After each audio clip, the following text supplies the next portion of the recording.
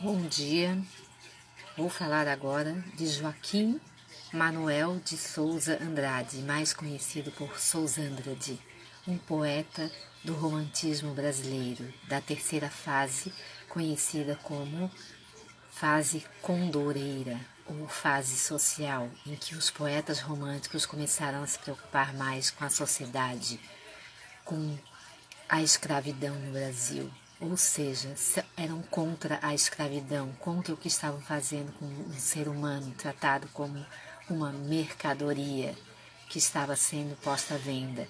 Por isso, os poetas românticos trabalharam muito para que a escravidão no Brasil fosse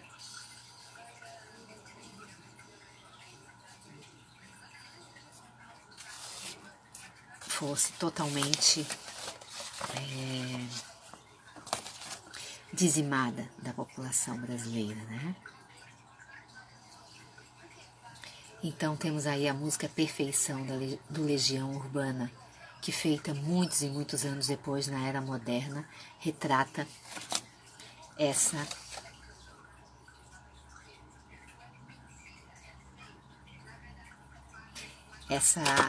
época aí do romantismo. Sousândrade nasceu na Vila Maranhense de Guimarães, no dia 9 de julho de 1833.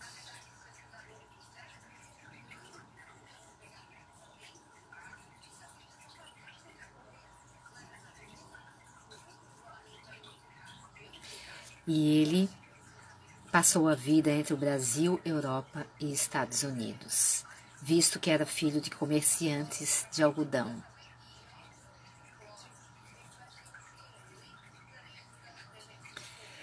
Ele tinha possibilidades econômicas, né? Como ele era filho de comerciantes de algodão, ele tinha uma vida social bem melhor e aproveitou isso. Ele entrou em contato com outras culturas. Ele graduou-se em letras na Sorbonne de Paris. No ano de 1857 foi importante, pois o ano de 1857 foi importante, pois ele publica.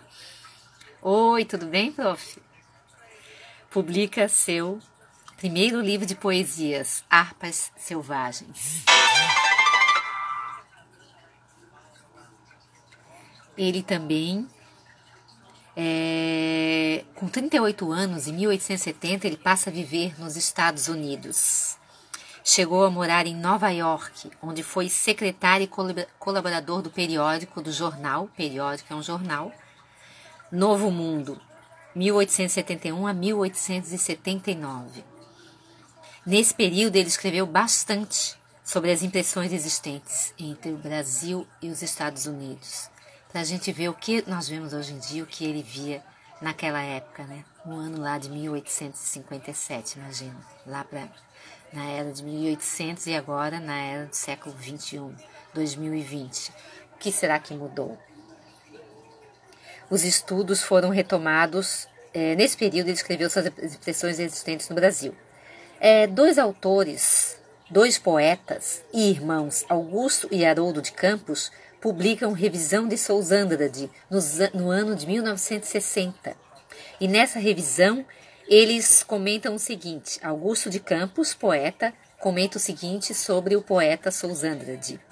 No quadro do romantismo brasileiro, mais ou menos à altura da denominada segunda geração romântica, que é o ultrarromantismo, o romantismo exacerbado e exagerado, ele fala o seguinte, conceito cronológico, né, de acordo com a cronologia do romantismo.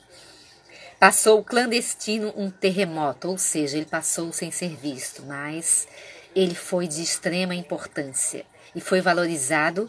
Como ele mesmo disse, foi valorizado 50 anos após a sua morte, que ele teve o seu devido valor.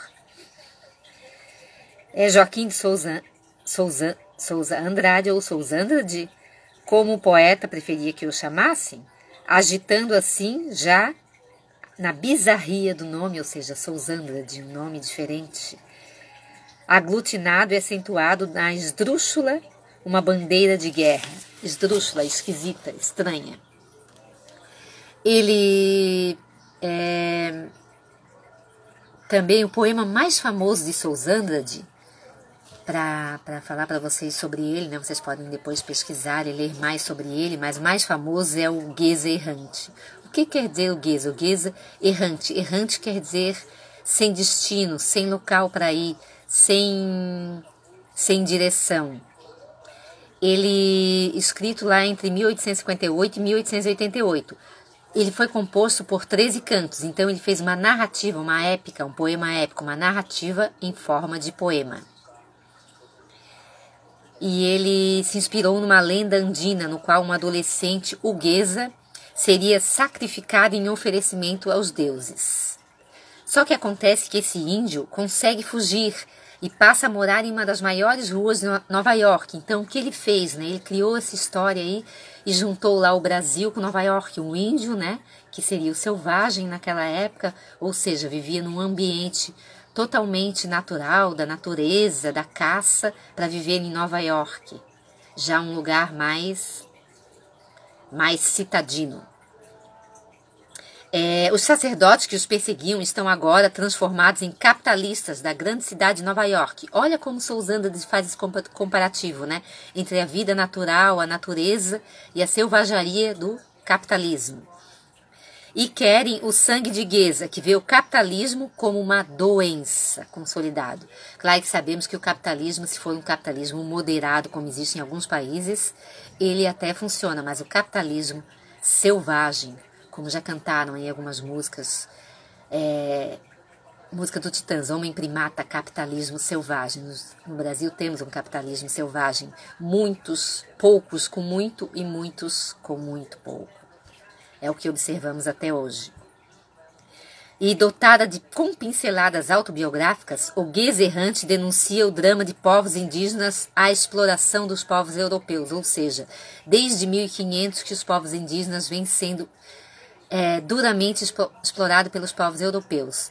Deixamos de ser colônia de Portugal, mas também não deixamos de maltratar, explorar os índios, enquanto governantes aí não prestam atenção nos índios, na Amazônia, na natureza, que deveria, em conjunto com a cidade, ser preservado, ser valorizado. Então temos aqui um trecho do poema. Nos áureos tempos dos jardins da América, infante adoração dobrando a crença, ante o belo sinal, nuvem ibérica, em uma noite a envolveu ruidosa e densa. Então vejam que ele tem características aí dos 3 períodos. Ele fala sobre a primeira geração do romantismo foi a indianista, então ele fala sobre o índio nessa história. Ele fala sobre a natureza, nuvem densa, escura, obscura, sobre a segunda fase, o ultrarromantismo, o romantismo exagerado, quando no ultrarromantismo o homem, né, os poetas eram centrados nele, na adoração pela mulher e no amor impossível. Ficavam lá sós na sua melancolia. E também fala sobre o quê? Sobre o capitalismo, sobre a sociedade, sobre a preocupação com o que estava à sua volta. Então um homem, além de tudo, além do seu tempo, e como ele pôde viajar e viver entre Estados Unidos e Brasil, ele viveu essa, e além, não só viveu essa comparação, mas ele deixou para a história, deixou escrito.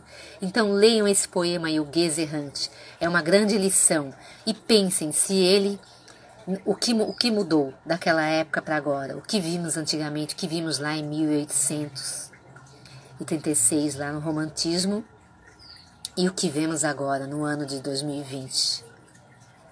E agora, com essa pandemia, precisamos o quê? Revisar nossos conceitos, valorizar as pessoas, valorizar o ser e não tanto ter. Temos que ter, claro, gostamos, mas temos que ser mais moderados. Não só o governo, mas o Brasil, a população, todo mundo tem que ir. Agora a gente percebe muita gente ajudando, né? Muita gente sendo solidária, e é isso que tem que existir. Repartir, se alguém tem a fortuna, tem que ser solidário. Claro que é fruto do seu trabalho, todo mundo vai ter as suas casas, seus lares, uns melhores, outros piores, mas tem que ter a ver, isso é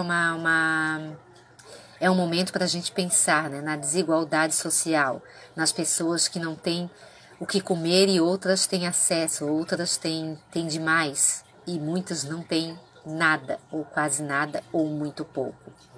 Então essa é a minha live aí de sábado à tarde, sobre Souza Andrade, um dos poetas do romantismo, de vários que eu irei falar aqui. Na próxima live falarei sobre Castro Alves, um importante poeta também da terceira fase do romantismo no Brasil. E é isso. Até mais. Até a próxima. Tchau.